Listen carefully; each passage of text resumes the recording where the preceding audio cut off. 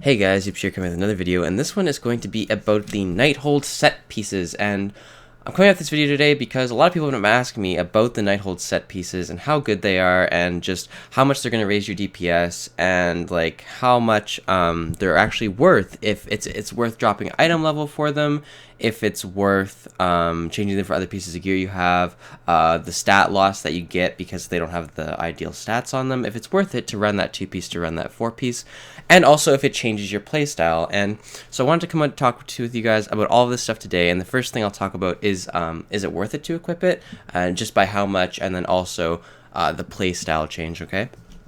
So, in Nighthold, there are 6 different set pieces that you can get: the helm, the shoulders, the cape, the chest, the gloves, and the pants. Now, not all of these have the ideal stats on them. Obviously, the helm doesn't have mastery on it. It has haste and versatility. The shoulders have versatility and mastery on them, so one good stat, one bad stat. The cape has haste and versatility on it. The chest has good stats. The bracers have good stats. The pants have okay stats.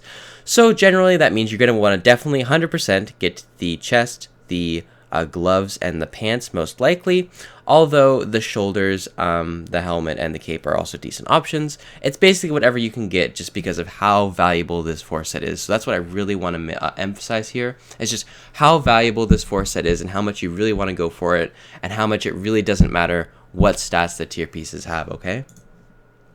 So when you think about a stat like mastery, okay, about 2,000 mastery will probably increase your DPS by around, say, 20,000, okay? So having 2,000 mastery will increase your DPS by 20,000, whereas having 2,000 versatility will only increase your DPS by, say, 14,000 or 15,000. I think 14,000 is being a little bit too lowball on that, okay? So what I'm trying to say there is having a piece of gear or 4 pieces of gear that only really lowers your mastery by a few thousand and ups your other stats by a couple thousand really isn't going to shift your DPS by a whole lot one way or another. Yes, obviously, if you have a little bit less intellect and a little bit less mastery and a little bit more of the other stats, yes, you're probably going to lose some DPS.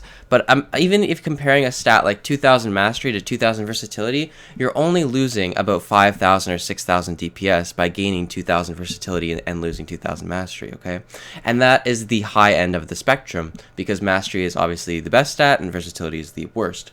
So you can see it's not really that big, okay? And then when you come to talk about how much these set bonuses actually increase your DPS, it's going to be way more than that 5,000 or 6,000. Let's talk a little bit about why that is, okay? Especially when running talents like Malefic Grasp or even Writhe and Agony. In a raid setting, you'll find Unstable Affliction doing anywhere between 35 to 50% of your DPS, depending on RNG, and sometimes even more, okay? So that right there is a 3 to 5% DPS increase, which I guarantee is already way more than that 5 to 6k that you lost just by equipping a little bit worse gear, okay? It obviously depends how much damage you're doing, how much of a DPS increase it will be, but it's all relative. And so a 3 to 5% increase you can obviously expect for the 2-piece. It's very, very strong, depending on the fight. So it's very, very worth equipping the 2-piece. And a lot of people wonder about the 4-piece, because you can get 2 pieces of gear with very good stat itemization on it, right? You can get the chest and you can get the gloves, and they have perfect stat itemization for an Affliction Warlock. So you're not really losing DPS there. You're just kind of gaining the set of the Unstable Affliction. You're getting the 10% additional DPS over time. Is it worth it to go for that 4-set? And it absolutely 100% is worth to go for the 4-set. I would argue the 4-set is even more important than the 2-set. The 4-set allows it so you have an overabundance amount of unstable afflictions. The amount of shards that you're generating is just off the chain. Once you get this, you're going to be feel so much better as an Affliction Warlock, and obviously the other classes as well. The set pieces do help with shard gen. You're just going to feel so much better about the shard gen that you have as an Affliction Warlock, that your rotation is going to feel way smoother. You're going to get way more unstable afflictions out, and this is going to help so much whether you're running a build like Contagion, whether you're running a build like Malefic Grasp, where you rely on these things like Unstable Affliction. And when you look at the set bonuses, they actually synergize really well together. The 15% more soul shards that you're going to get synergize with the 10% additional damage that UA deals, because obviously you're going to be spending the majority of those soul shards on Unstable Affliction, right? So when you look at it that way, you're kind of saying, okay, I'm generating, when I get my 4-set, sure, it's really powerful on its own. 15% more shards means I get to cast 15% more UAs. But not only that, the UAs that I'm casting are also going to deal 10% increased damage, okay? So the total, like the sum between how much DPS increase the total of the force set is going to give you, it's probably going to be anywhere between 6 to 10% increased DPS depending on how you play and what build you're running. But a 6% to 10% increase is huge. If you're doing 500k DPS single target, this is going to buff you to 550, 560k. And the loss on the stats is not going to come anywhere close to that amount of DPS, okay? So that's why it's really important that you guys do go for this force set. Go for whatever pieces you can get. Obviously, the optimal pieces are going to depend on what legendaries you have, what sort of gear you're running. I have 5 of the 6 pieces. I have the cape and then the other 4. I'm missing the helmet. And you really just want to go for whatever you can get first. Equip it. As an example, I would prefer to run with force set. Say I had Reap and Sow, but I didn't have force set yet. So my force set was this. Okay, so let's say my force set was the shoulders, the cape, the chest, and the gloves, okay? And all of a sudden I got this crazy cape, Reap and Sow, 940 to drop. I'd be like, wow, this is amazing. This is a great legendary. Well, force set is actually worth more than it. That's how good force set is. Force set is better than the Reap and Sow legendary at a 40 item level advantage on another piece of gear, okay? With better stats. And I can't emphasize enough like how good the force set is when it outweighs this legendary, okay? So obviously I was lucky enough to get the pants so I can have both, but when I did not have the pants, it was more beneficial to me to have the force set than to equip this 940 legendary, okay? So that just kind of puts it in perspective for you guys about how good this set bonus actually is.